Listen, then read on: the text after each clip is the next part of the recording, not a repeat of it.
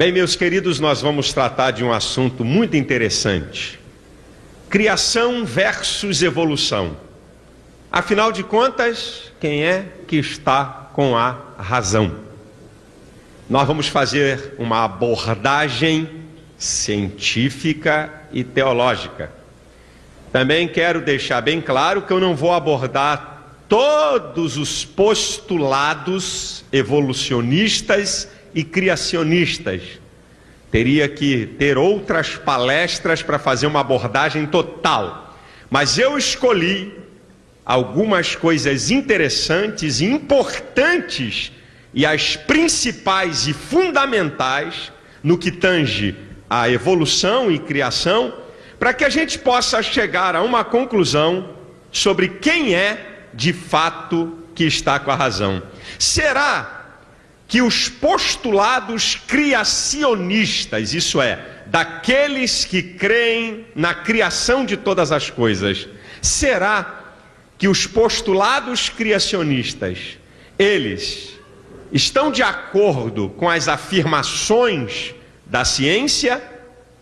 Será que os postulados evolucionistas estão de acordo ou são contrários às evidências e às verdades da ciência? É isso que nós vamos tratar. E para começar, a gente precisa definir o que é ciência e quais os seus métodos, não é? Evidente que não há uma definição única sobre o que é ciência. Até entre os cientistas existem controvérsias. Então, você não tem uma definição única do que é ciência, mas você tem uma definição que é aceita pela maioria, mesmo não sendo totalmente completa. Ela abrange, não é? Ela tem uma abrangência de aceitação nos campos científicos. Então, uma das definições que a gente pode dar do que é ciência é a seguinte: ciência é um ramo de estudo ligado a um corpo de verdades apresentadas com fatos classificados sistematicamente, mais ou menos ligados e apresentados sobre leis gerais, e que inclui métodos que possibilitem a descobertas de novas verdades dentro do mesmo domínio.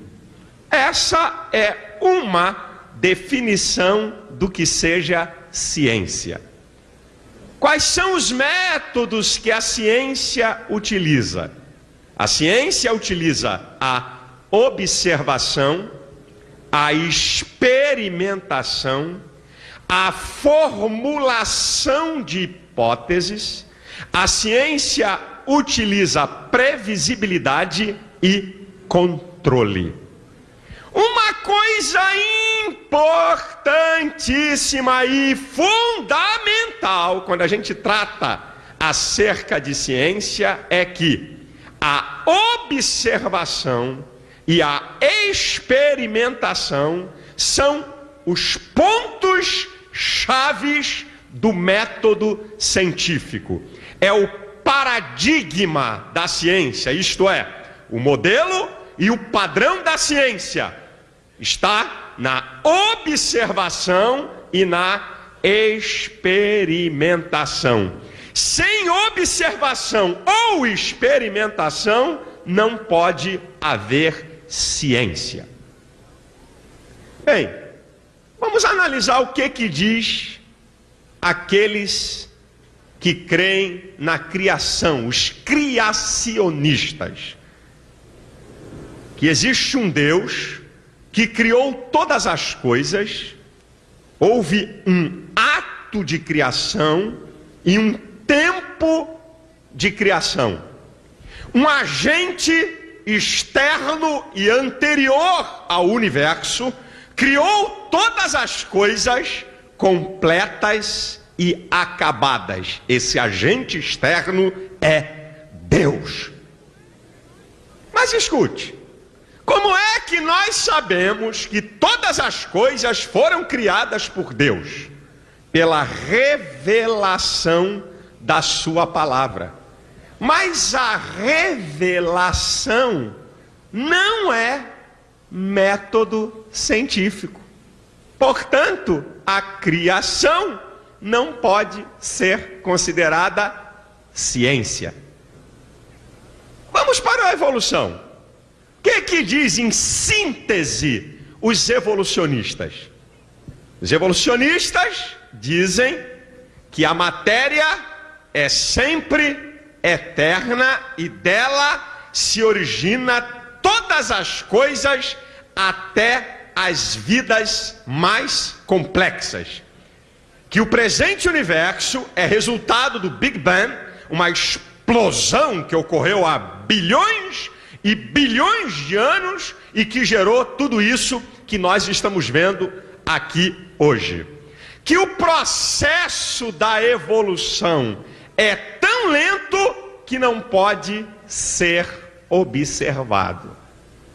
Primeiro, o que não pode ser observado e experimentado não é ciência.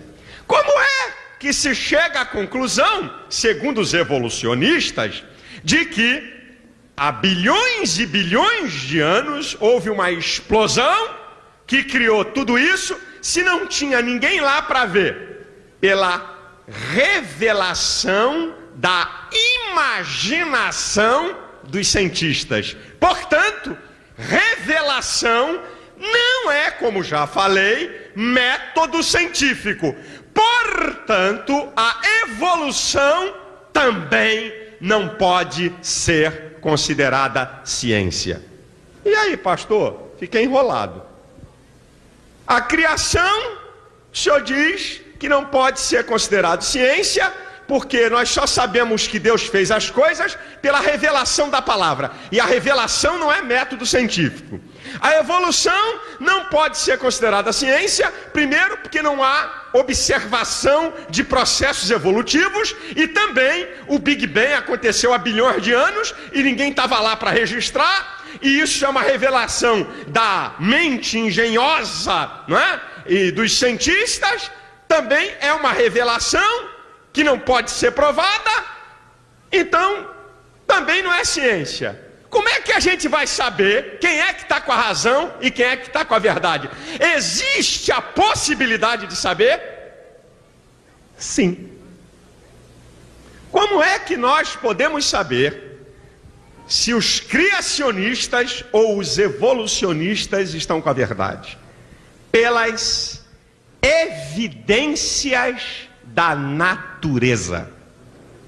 As evidências da natureza, que são observadas e experimentadas, podem nos dizer se a criação ou a evolução está com a verdade pelos postulados, pelos modelos que ambas apresentam. Nós vamos submeter postulados evolucionistas e criacionistas a evidências ou às evidências da natureza, e quando submetemos esses postulados às evidências da natureza, nós podemos chegar à conclusão de quem é que está com a razão ou de quem é que tem e detém a verdade. Eu vou escolher as 4 principais e mais bem provadas leis que existem no mundo. São as leis mais verdadeiras e universais da ciência. Elas têm primazia sobre todas as leis científicas. Eu escolhi as 4 principais e mais bem provadas leis científicas. Vou submeter afirmações criacionistas e afirmações evolucionistas a estas 4 leis, para ver quem é que está com a verdade ou quem é que está com a ilusão e com a mentira. A primeira lei que eu quero apresentar, é o seguinte: há 300 anos atrás, as pessoas pensavam que pedras em noite de tempestade se transformavam em sapos. Celeiros de milho, também em noite de tempestade, se transformavam em ratos. Carne apodrecida se transformava em vermes. Até que gênios como Pasteur e Head descobriram a lei da biogênese, comprovada como uma das principais leis da ciência. A lei da biogênese diz que vida somente provém de vida e que um organismo vivo provém de outro semelhante.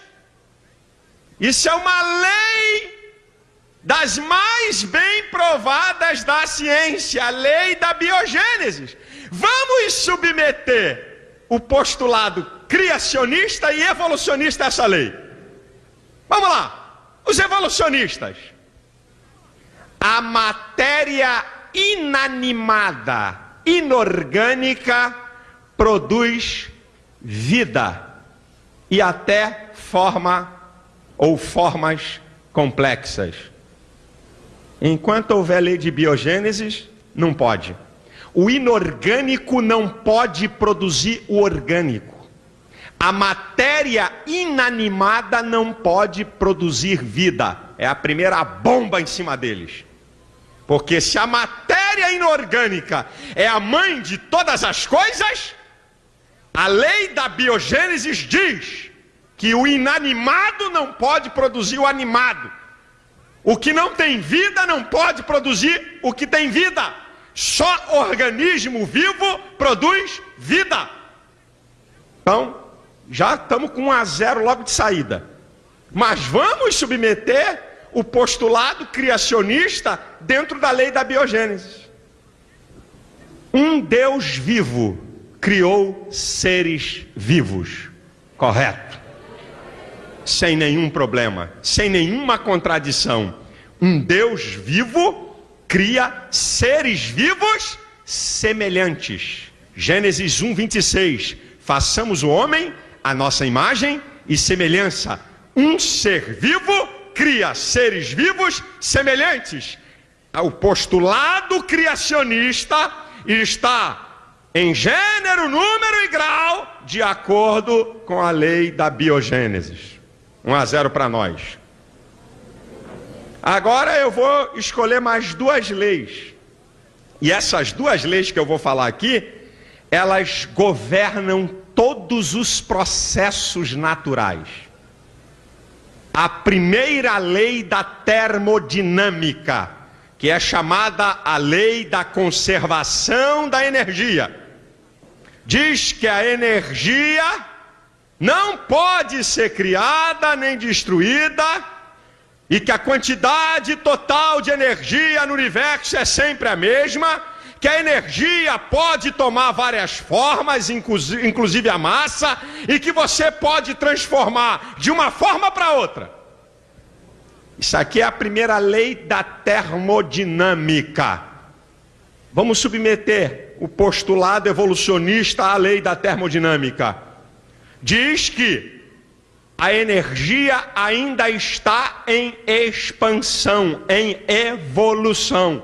Enquanto tiver a primeira lei da termodinâmica em vigência, não pode, em hipótese alguma, haver de jeito nenhum evolução, porque a quantidade total de energia é sempre a mesma. Não está havendo produção de energia, nem evolução de energia. Portanto, o postulado evolucionista é diametralmente oposto ao que diz a primeira lei da termodinâmica. Agora vamos submeter o postulado criacionista dentro da primeira lei da termodinâmica. Deus fez todas as coisas completas e acabadas. Perfeito. A quantidade de energia é sempre a mesma. Deus fez todas as coisas completas e acabadas. Não há nenhuma discrepância entre a afirmação criacionista e a primeira lei da termodinâmica. A terceira, que é a segunda lei da termodinâmica, ela diz o seguinte: o universo caminha de níveis organizados para níveis cada vez mais desorganizados. Toda a desordem que pode haver em um sistema altamente complexo tende a fazer com que esse sistema caminhe de maneira decrescente. Toda a natureza está em descendência.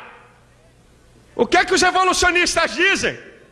Que o universo caminha de níveis desorganizados para níveis cada vez mais organizados.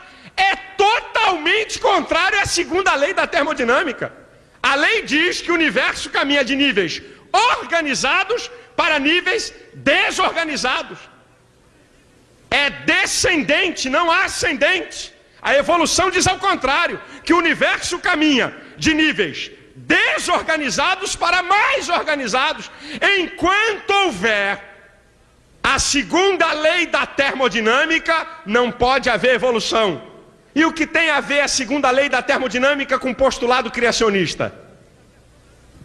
Deus fez todas as coisas completas, acabadas e perfeitas. Quando o pecado entrou no mundo, desarrumou o sistema. Perfeito. Perfeitíssimo. Por isso que o universo caminha de níveis organizados para mais desorganizados. Porque Deus fez tudo completo e perfeito. Quando o pecado entrou no mundo, desorganizou o sistema. Está perfeitamente de acordo com os criacionistas, a segunda lei da termodinâmica. E a quarta lei, e essa lei, ela é aceita em todos os campos da ciência. É a lei da causa e do efeito. Sabe o que é que diz essa lei? Que nenhum efeito é quantitativamente maior e qualitativamente superior à causa. O efeito não pode ser maior do que a causa. Nenhum efeito pode ser maior do que a causa. Essa é uma lei aceita em todos os campos da ciência. O efeito sempre tem que ser menor do que a causa. Vamos ver o que a evolução diz. Matéria inanimada, causa. Vidas mais complexas, como eu e você, efeito. Não pode. Matéria inanimada, menos complexas do que a vida que eu e você, que nós temos, do ser humano. Impossível. O efeito não pode ser maior do que a causa. O postulado evolucionista bate de frente com a lei da causa e efeito. O efeito não pode ser melhor e superior à causa. Agora vamos submeter ao postulado criacionista. Deus, grande, tremendo, onipotente, onisciente, eterno, cria o homem, um ser com suas limitações. Deus causa maior do que o homem, efeito. Está perfeito. Está perfeito. Deus a causa maior do que o homem, efeito.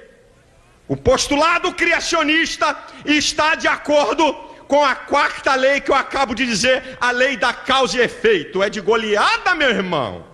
Não deram para fazer nenhum golzinho.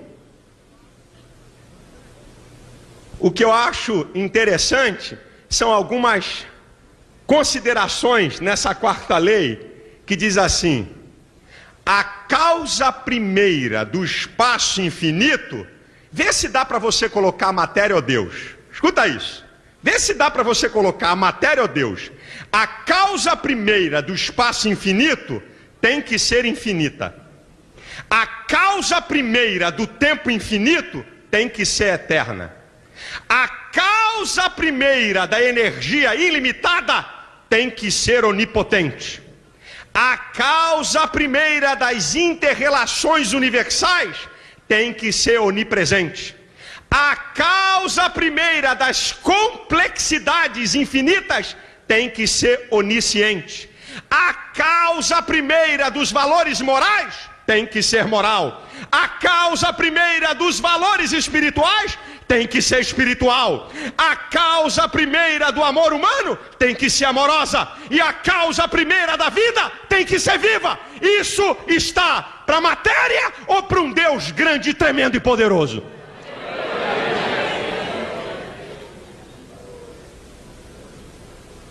Você quer ver outras duas considerações do que dizem os evolucionistas e os criacionistas? Olha o que dizem os criacionistas. Cada um segundo a sua espécie. Gato só pode dar gato, cachorro só pode dar cachorro.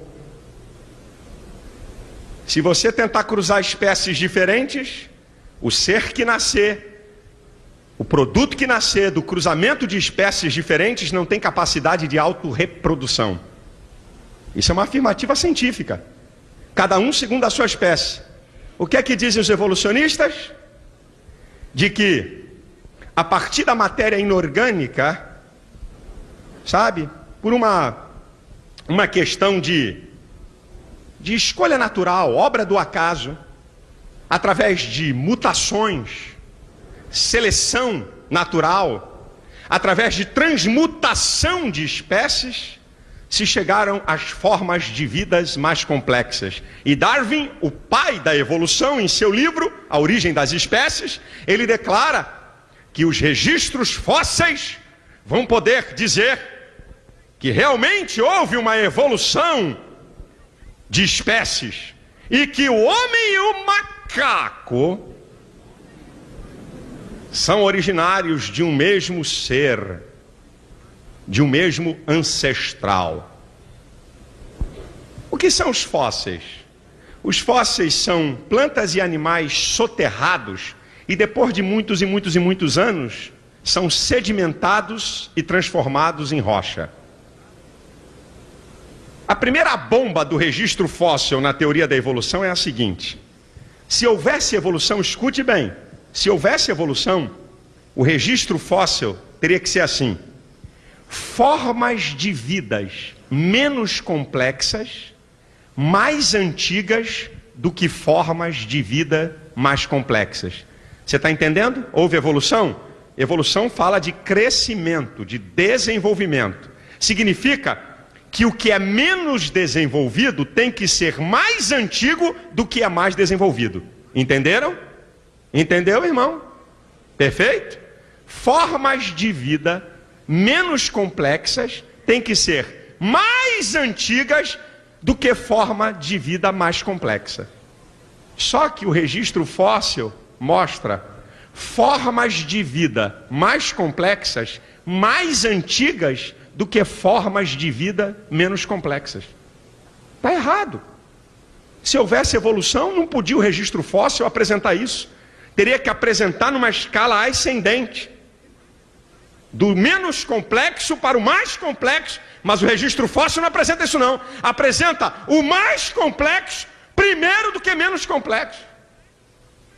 Essa é a primeira fumada em cima deles, a primeira bomba do registro fóssil. Uma outra colocação acerca do registro fóssil é que vidas complexas aparecem de maneira abrupta, total, dentro do registro fóssil. Não podia aparecer. Teria que aparecer alguma coisa menos complexa, perto da complexa, para ela vir depois, mas ela aparece. E outra coisa que é interessante, se há evolução, tem que haver as formas transicionais, isto é, as espécies de transição. Não existe no registro fóssil. Não tem formas de transição entre metazoários, entre protozoários e metazoários invertebrados. Não tem. Não tem formas de transição entre invertebrados e vertebrados.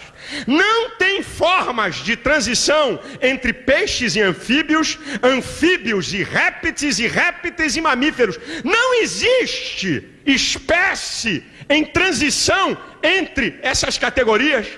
As mesmas lacunas do registro fóssil são as mesmas lacunas encontradas na vida hoje.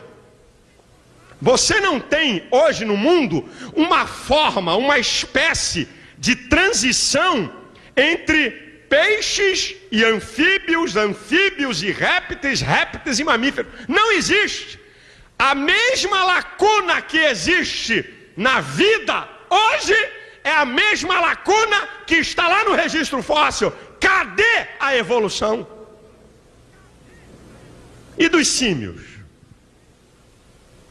Primata, homem macaco. Já viu as fotos? Aparece um cara assim primeiro, depois assim, depois assim e depois assim. Uma filhinha, já viu essas fotos na televisão ou em livro? Parece um cara com cara de macaco. Aí ele vai, né? Parece ele dobrado. Aí ele vai ficando em pé, ficando em pé, ficando em pé, até chegar no homem moderno.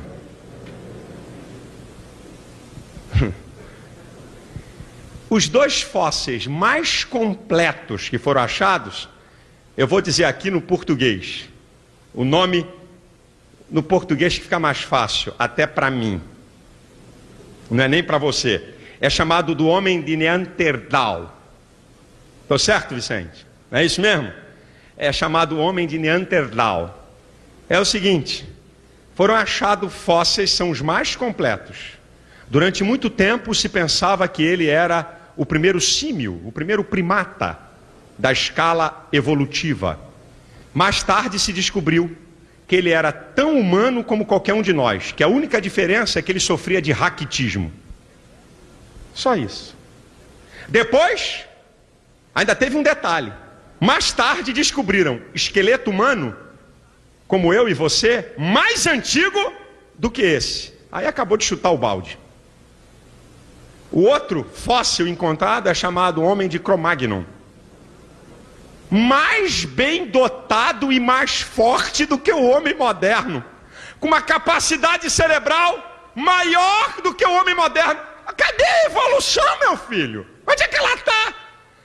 Fósseis lá de trás de homens antigos com uma estrutura e uma estatura mais forte do que o homem de hoje. Como é que pode? O homem de hoje tem que ser mais forte do que o do passado se houvesse evolução. Agora, e não tem nada de símio, não tem nada de primata, não tem nada de homem macaco. Agora, depois disso aí, meu filho, os fragmentos encontrados deram lugar à fraude, armação e invenção. Aí, o primeiro deles, que eles dizem que é o primeiro da família dos humanos, é chamado de Ramapithecus, o nome do cabra. Esse é o primeiro da família humana. Esse ainda está assim, ó, lá na foto. O tal do Ramapithecus, certo? Como é que eles chegaram a essa conclusão? Foram achados fragmentos da mandíbula inferior e alguns dentes. Como é que com apenas fragmentos de mandíbula e alguns dentes pode-se desenhar um cabra todo daquele? Depois teve um outro achado arqueológico, de um outro fóssil, que é chamado homem de Pitdown. Esse cabra, durante mais de 2 gerações, foi considerado uma das 3 mais importantes provas da evolução. Durante mais de 40 anos, em livros científicos, aceito pela comunidade científica internacional, de que esse era uma das 3 importantes provas da evolução. Até que, em 1953, com técnicas mais avançadas, se descobriu que o tal do senhor homem de Pitdown colocaram ossos humanos e de macacos juntos e envelhecidos quimicamente. Pegaram dentes da arcada inferior de chimpanzé e limaram para parecer com humanos. Uma tremenda de uma fraude. Depois, em 1912, surgiu lá o homem de Nebraska. Um dente, escuta essa, que essa dá até para rir. Um dente, o diretor do Instituto de História Natural dos Estados Unidos, lá o cientista Osborne, ele chegou à conclusão: aqui está, de fato, a ligação do homem com os macacos. Aqui está a prova de que nós somos descendentes de um mesmo ancestral. Nessa época, em Nebraska, nos Estados Unidos, havia um político chamado Bryan, que tinha interesse em colocar o ensino evolucionista na escola e deu amplo destaque na mídia e em revista. E teve uma revista científica que, a partir de um dente, conseguiu desenhar o pai, a mãe e os filhos. Nem Spielberg, nem esse cara tinha tanta imaginação como esses camaradas. Mais tarde, se descobriu que aquele dentezinho era de uma raça de porco extinta. Até hoje, ninguém desmentiu pelas revistas científicas e por toda a publicidade da época que isso era farsa e mentira. Quer ver outro? Homem de Pequim, visto por alguns, e só por alguns, porque nunca mais ninguém viu. Homem de Java, também dessas famílias de ancestrais, mas esse, antes que caísse na desgraça, o seu descobridor, que era um francês, tal de Dubois, um cientista, rapidinho entrou em cena e desmentiu, dizendo que aqui não era ancestral nenhum do homem. Esse ano a televisão mostrou a maior autoridade arqueológica e paleontológica do Japão. A maior autoridade foi pega enterrando peças em um terreno para dizer que tinha feito uma descoberta científica arqueológica. Isso saiu esse ano. Quem viu o jornal O Globo, quem viu o Jornal Nacional, a maior autoridade japonesa. Esses achados de fragmentos de fósseis têm dado margem à mentira, a engano, tem dado margem à imaginação e à ilusão, e de verdade não tem nada. Mas, pastor, e as mutações? O senhor falou dos fósseis, que é uma bomba contra a evolução e que não contradiz a criação, porque Deus fez cada um segundo a sua espécie. E as mutações não podem produzir evolução? Querido, a mutação causa desordem, não ordem. A mutação diminui a complexidade dos organismos. A mutação involui, não evolui. A mutação faz o organismo e as coisas decrescerem, e ela causa uma coisa chamada entropia, desordem no sistema. Mutação, em hipótese alguma, produz evolução. Ao contrário, produz involução. E o código genético? Outra bomba em cima da evolução. Em 1856, Mendel descobre o código genético. O que é o código genético? Características de uma espécie são transferidas para gerações futuras da mesma espécie. Características de uma espécie são transferidas para gerações futuras da mesma espécie.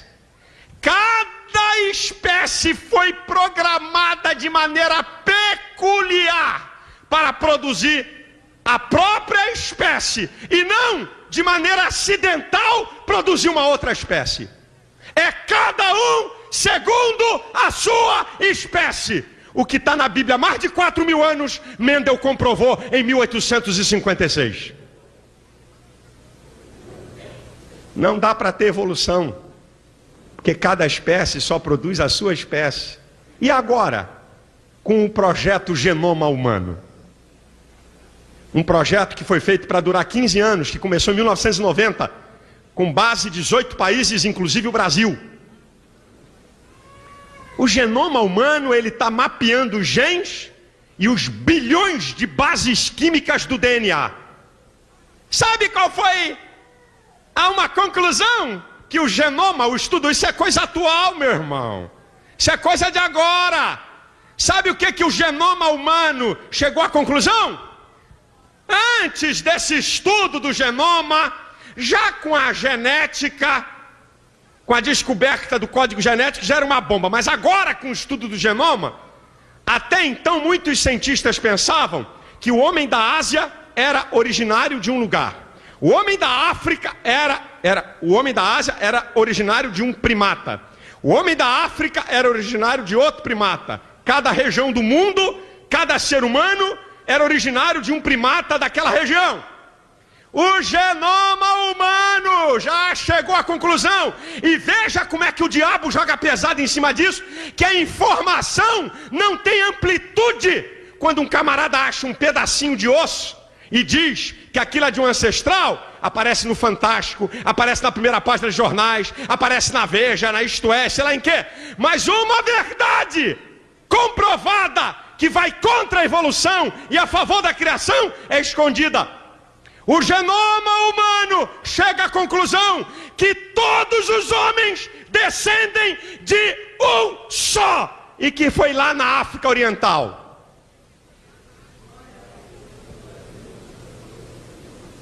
O que é que a criação diz? Que Deus fez Adão.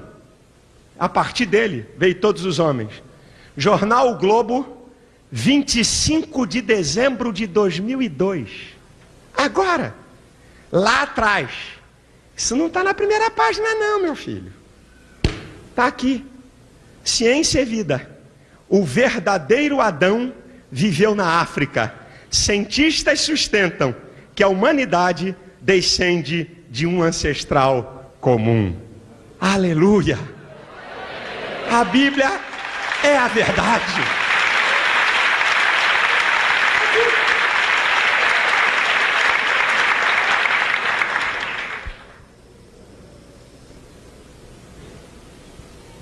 A palavra de Deus é a verdade, irmão. A questão é se você, amigo, quer crer que tudo isso que está aí é obra do acaso, ou se o que está aí é engenhosidade e plano deliberado de um Criador. Veja as provas da natureza, o que elas dizem.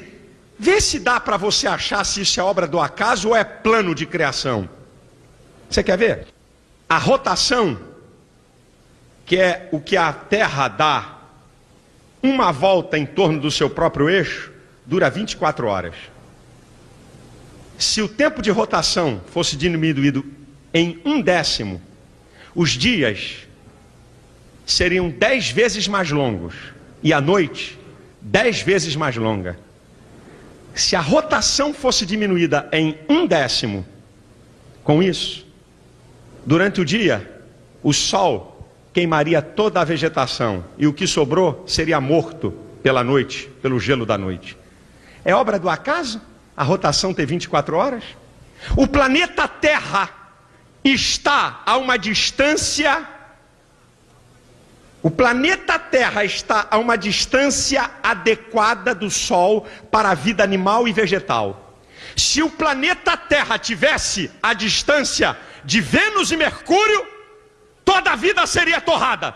E se o planeta Terra tivesse na distância de Marte e Plutão, que é para o Sol, seria tão congelada que não poderia ter vida.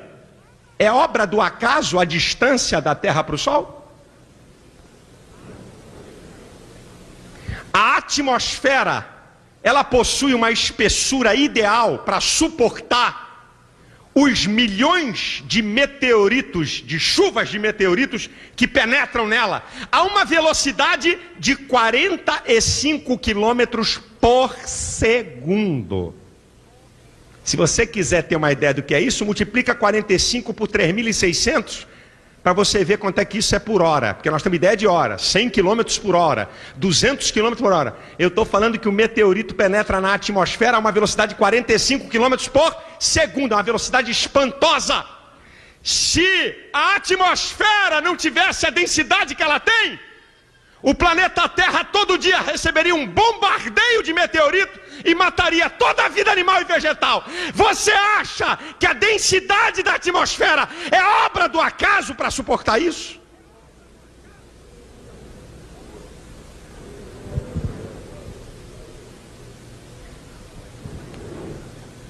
A Lua está a uma distância da Terra de 384 mil quilômetros.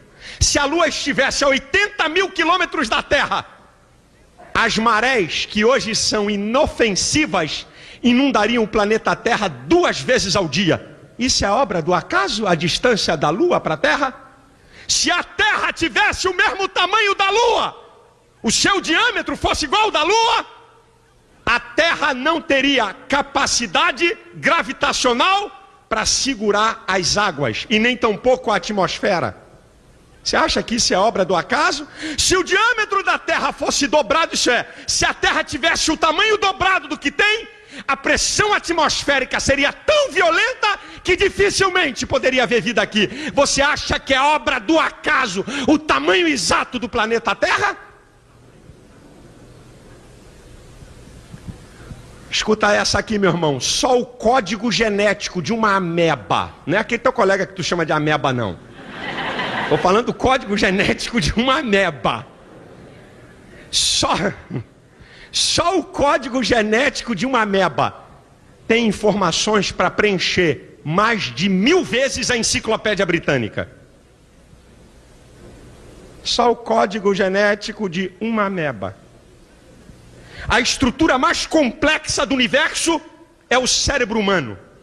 Ele possui 100 bilhões de células que têm entre 10 mil a 100 mil ramificações interligadas entre elas. O total de ligações no teu cérebro é de 1 quadrilhão, 10 elevado a 15. O cérebro pesa 1,3 kg. Tem alguém que pode pesar um pouquinho mais, dependendo do tamanho da criança.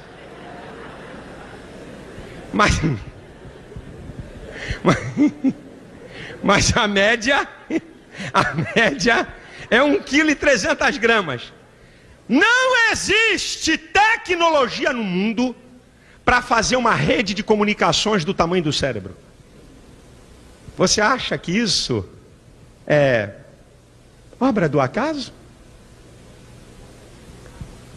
O Dr. Robert Clark, PhD em bioquímica da Universidade de Cambridge, no seu livro Universo, Plano ou Acidente, ele diz: é impossível, quando você olha para química, para física, para biologia, para astronomia, entender o universo como obra do acaso, mas sim entendê-lo como obra de engenhosidade e projeto deliberado.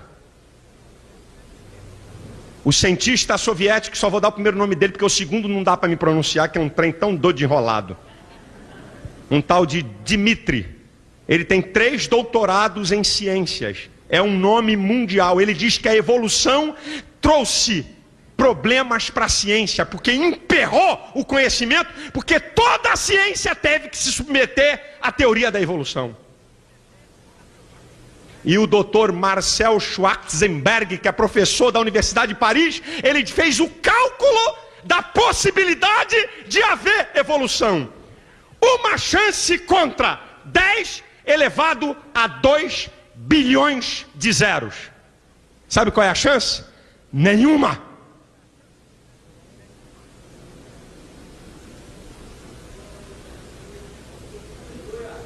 Sabe por quê, irmãos? Porque tudo que está aí não é obra do acaso. Isaías 45:12 diz: eu fiz a terra e criei nela o homem. Eu, o Senhor, o fiz. As minhas mãos estenderam os céus, e a todos os seus exércitos dei as minhas ordens. .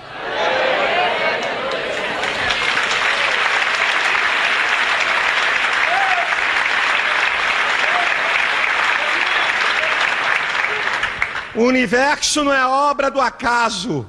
O universo é projeto de um Deus tremendo, poderoso, incomparável, absoluto. E aí a gente chega à seguinte conclusão: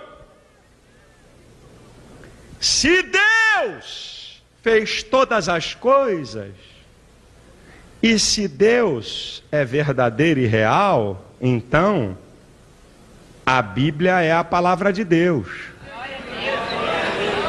E se ela é a palavra de Deus, ela tem que ser a verdade. Então, todas as verdades científicas escritas nesse livro têm que ser comprovadas. Senão é mentira. Vamos ver algumas?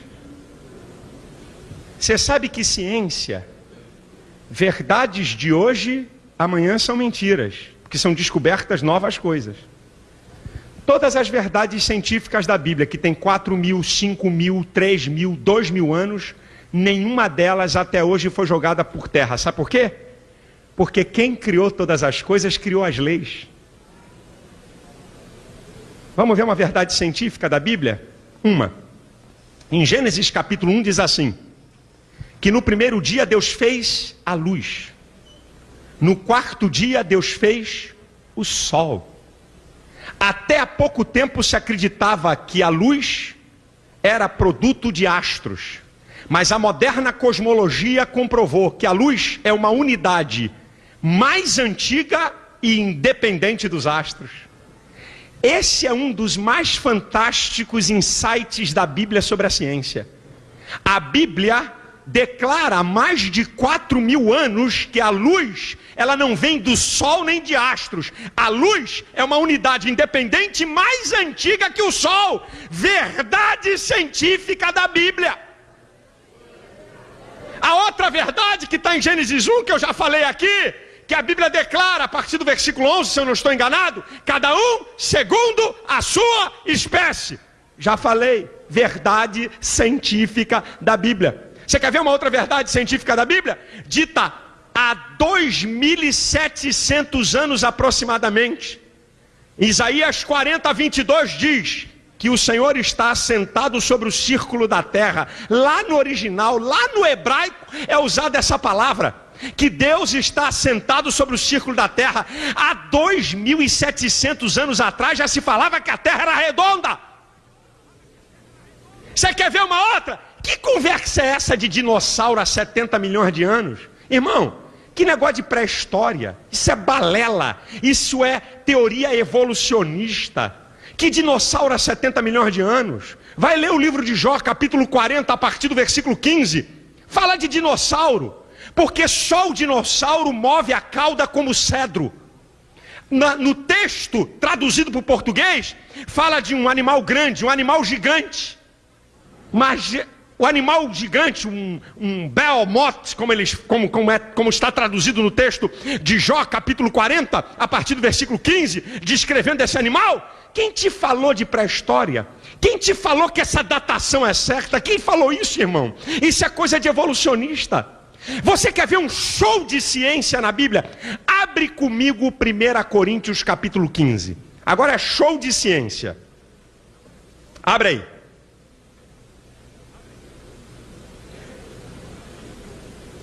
1 Coríntios capítulo 15. Abre aí, por favor. Versículo 38. Botânica. Mas Deus dá-lhe o corpo como quer. Cada semente o seu próprio corpo.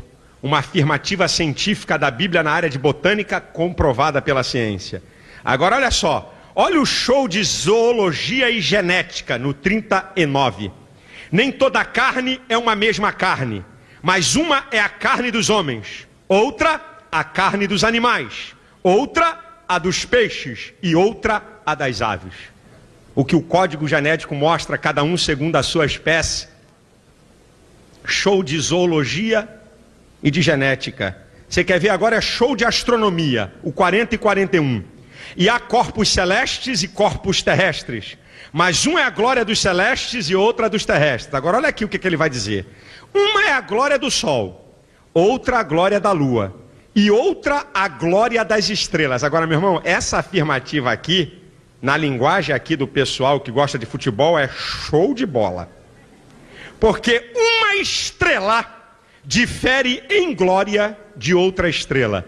Bem, há 2000 anos atrás, você dizer uma é a glória do sol e outra é a glória da lua, não precisa de instrumentos para dizer isso. Você vê o tamanho e a força da luz do sol, o tamanho e a força da luz que a lua traz, e você chega à conclusão que a glória do sol é maior do que a da lua, a olho nu. Mas essa afirmativa aqui, que cada estrela possui uma glória própria, e quando você olha para o céu você só vê um monte de pontinho azul igual? Esta afirmativa científica é comprovada pela astronomia. Cada estrela, os bilhões e bilhões de estrelas no espaço sideral, cada uma tem uma glória própria, meu irmão. Isso aqui é show de ciência na Bíblia. Como é que Paulo, há 2000 anos atrás, podia escrever uma coisa dessa sem instrumentos, de telescópios e de equipamentos para poder comprovar isso? É porque o Deus que criou todas as coisas revelou, porque foi Ele que fez as estrelas. Você quer ver? Hoje está na moda o cara chegar a falar com boca grande. Física quântica. A física quântica. Na Bíblia tem física quântica, rapaz. Novidade dos últimos 20 anos, que já tem 2000 anos. Hebreus 11:3. Hebreus 11:3. Que eu quero deixar como texto básico dessa mensagem.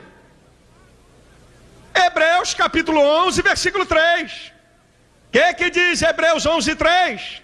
Diz lá: pela fé entendemos que os mundos pela palavra de Deus foram criados. Agora a física quântica.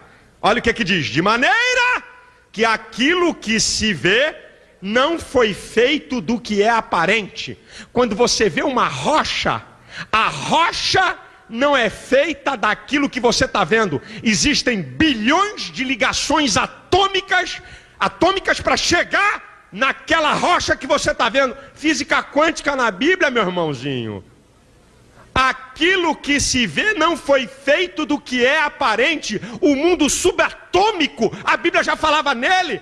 E o mundo invisível, que só aproximadamente de 60 anos para cá, com o advento do microscópio eletrônico, se descobriu o mundo invisível. Há quase 2000 anos a Bíblia fala nele. Paulo diz em Colossenses capítulo 1, versículo 16: porque nele foram criadas todas as coisas que há nos céus e na terra, visíveis e invisíveis. Está lá escrito. Há quase 2000 anos já se falava do mundo invisível, porque o Deus que criou o mundo invisível já sabia de todas as coisas e registrou na sua palavra.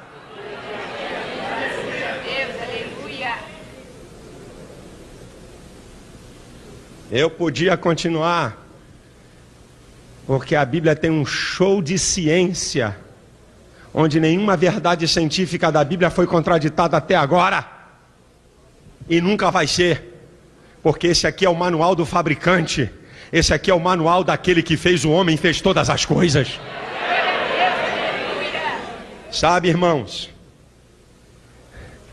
se você tentar submeter o postulado evolucionista, os principais postulados evolucionistas, se você quiser testá-los ou observá-los, você vai ver que é uma fraude.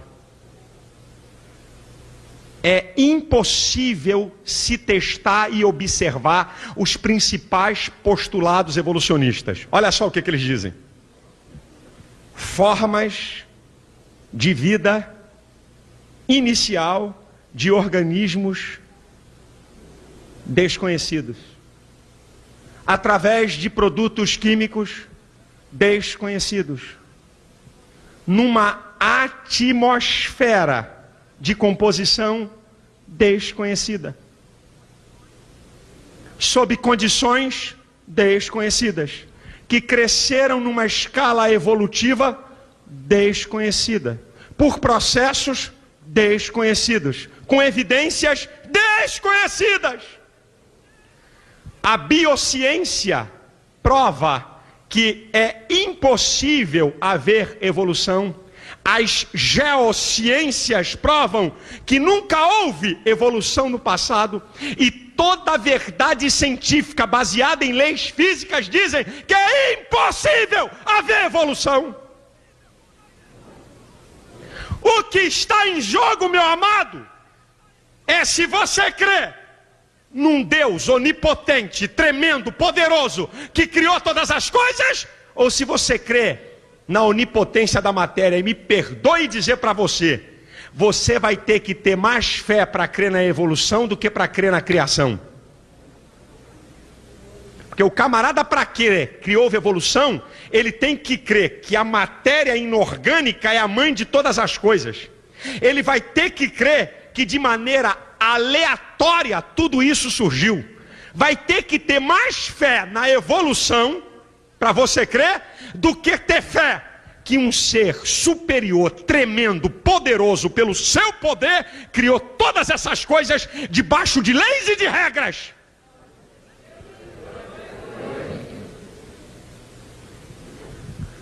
Sabe, irmãos, sabe que essa visão da evolução, uma visão materialista, sabe o que ela trouxe para o homem?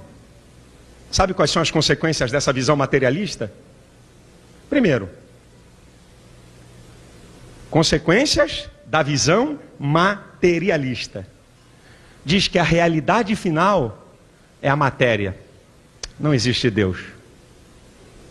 O universo é obra do acaso. O homem é produto do tempo impessoal. Mais matéria, mais acaso. Não tem valores nem dignidade eterna. Moralidade? Cada um tem o seu próprio padrão moral.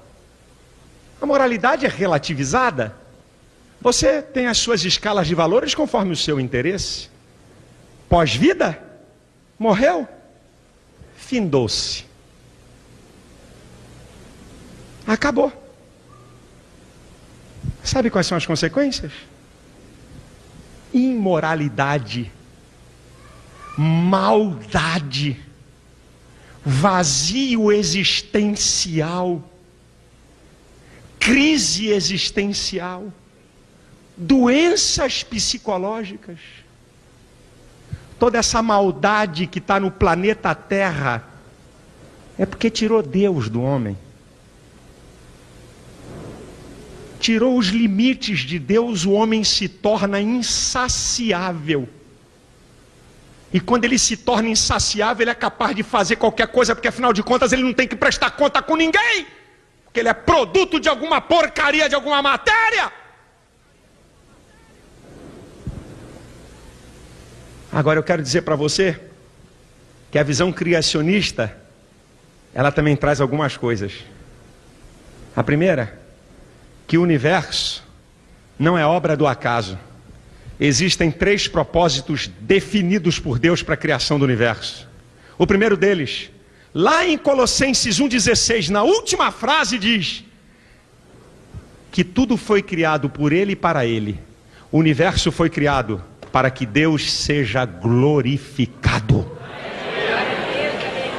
O segundo propósito da criação do universo, o universo foi criado, como diz Paulo em Romanos capítulo 1, versículo 20, para que os homens fiquem inexcusáveis. O universo é uma prova da existência de Deus. Ninguém vai ter desculpa diante de Deus dizer: Deus, eu não pude ver nada a teu respeito. Deus, tu tinha que ter se manifestado. A Bíblia diz que o universo, a natureza, é uma prova da existência de Deus. Deus deixou tudo isso para dizer para mim: olha aí, ó, eu existo, meu chapa. Olha para o mundo, olha para você, olha para o universo, para que os homens fiquem inexcusáveis. E sabe qual é o propósito do universo? Abençoar o homem. Se você pegar Gênesis capítulo 1, do versículo 14 ao 18, você vai ver que as estrelas, que os luminares foram todos criados em favor do homem. E deixa eu abrir um parênteses aqui: que extraterrestre patavina nenhuma, que crente acreditando em ET, conversa fiada é essa? Que vida em outros planetas, que babuzeira é essa? Porque se tem vida em outro planeta, a Bíblia é um livro de segunda classe e você é uma criatura de segunda classe, porque tem coisa mais perfeita. Sabe o que está vinculado? Extraterrestre, OVNIs, com demoniologia. Satanás, que se transfigura em anjo de luz, ele pode adquirir a forma que ele quer para enganar as pessoas. Deus fez tudo isso para abençoar você, e as leis físicas dizem isso.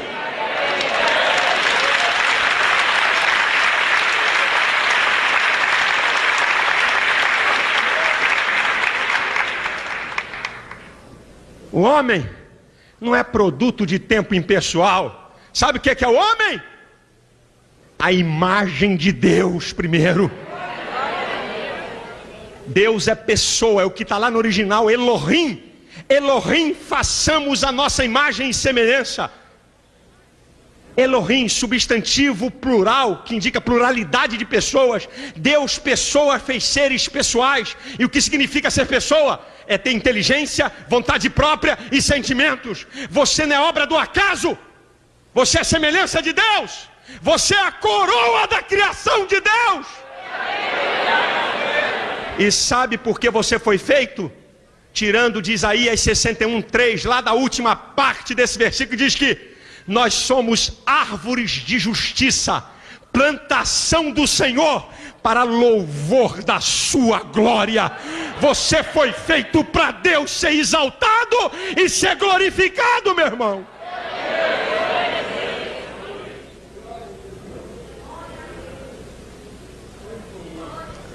Pós-vida, para a evolução, que são os materialistas, morreu, acabou.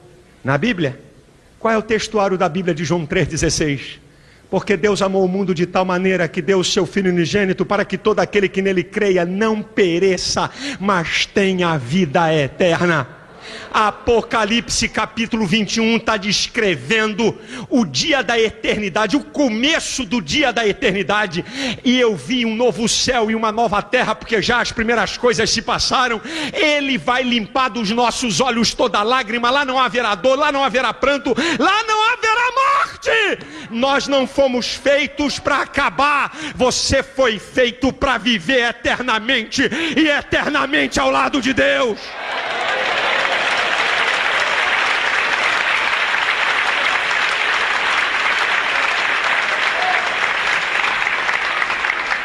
A realidade final é a matéria. Segundo os materialistas, os evolucionistas, a realidade final é Deus. O Salmo 19 diz: os céus manifestam a glória de Deus, e o firmamento anuncia as obras das suas mãos. O Salmo 24 diz: do Senhor é a terra, a sua plenitude, o mundo e os que neles habitam. Jeremias capítulo 32, versículo 17 diz: ah, Senhor Jeová, tu fizestes os céus e a terra com teu grande poder e com braço estendido, coisa nenhuma te é maravilhosa. A realidade final é Deus. O Salmo 86, versículo 8 e 10 diz: entre os deuses não há semelhante a ti, nem obra como as tuas, porque tu és grande e opera maravilhas, só tu és Deus.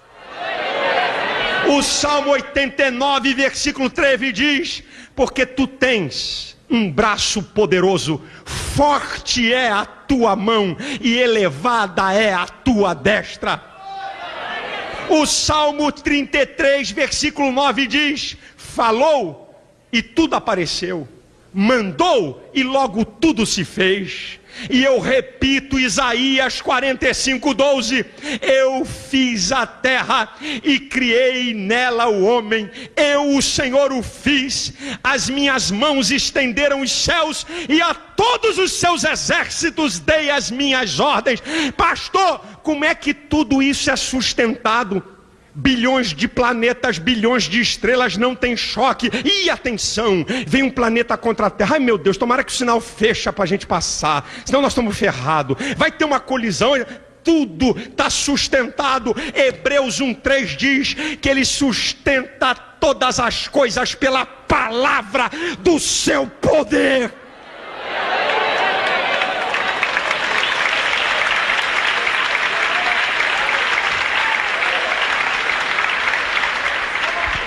A teoria da evolução sempre vai ser teoria e é o maior engodo científico da história.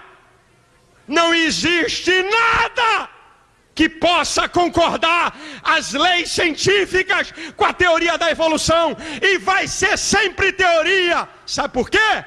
Porque existe um Deus tremendo, poderoso, maravilhoso e incomparável. E sabe qual é a consequência para aqueles que acreditam em Deus? Primeiro, é que há um reencontro da criatura com o Criador. Segundo lugar, é que o ser humano passa a ter alegria, prazer de viver e esperança. Terceiro lugar, o ser humano que crê que Deus fez todas as coisas e que ele é criatura de Deus, ele tem autoestima. Ele sabe de onde veio, sabe quem é e sabe para onde vai.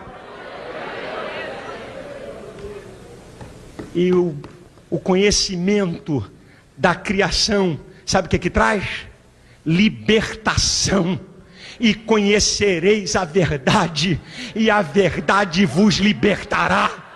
Vai libertar da crendice, vai libertar do materialismo, vai libertar desse existencialismo, dessa deidade do homem. O homem pensa que é Deus, mas qualquer probleminha ele entra em crise. O homem pensa que é Deus, mas dá tiro na cabeça quando não encontra a saída para o problema. O homem pensa que é Deus, mas se depara com pequenos problemas que neutralizam toda a sua vida.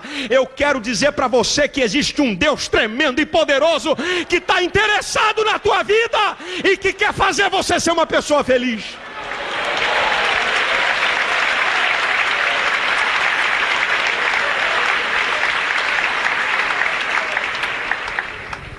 Se existe um Deus poderoso como existe, eu acho que nós temos que fazer igual a Paulo. Paulo está escrevendo o livro de Romanos, ele dá uma parada. Ele dá uma parada para uma adoração. Ele está mandando ver no livro de Romanos, não tem moleza não. Aí ele chega no capítulo 11 e diz assim: vou dar uma parada aqui, vou parar de dar uma exortação para me voltar para Deus. Aí ele escreve Romanos 11 a partir do versículo 33. Ó profundidade das riquezas como da ciência de Deus, quão inescrutáveis são os teus caminhos e quão insondáveis são os teus juízos. Quem compreendeu o intento do Senhor? Ou quem foi o seu conselheiro? Quem lhe deu primeiro para que depois lhe seja recompensado? Porque tudo é dele, por ele e para ele. Glória, pois, a ele eternamente. Amém. A Deus seja glória. Ele é digno de glória. Ele é digno de adoração. Ele é digno de ser louvado. Ele é digno de ser glorificado. Porque Ele é o Senhor absoluto.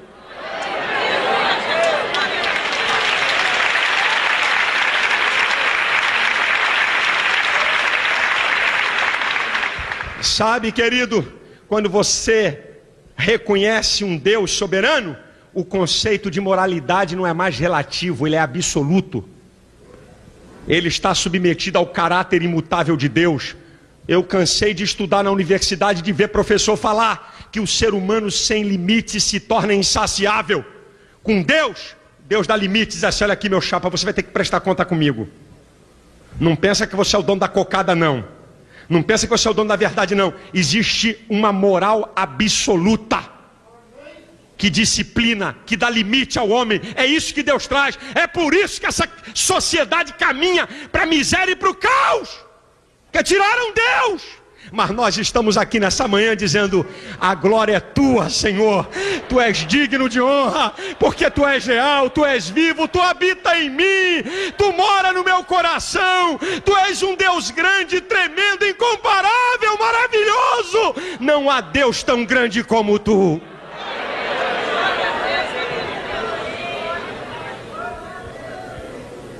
Você tem que fazer uma escolha. Ou você crê na evolução, vive uma vida materialista, que vai levar você a um vazio?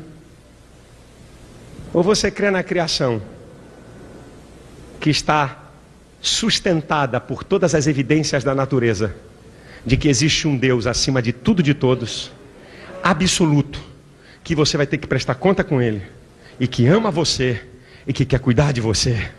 A Deus seja a glória.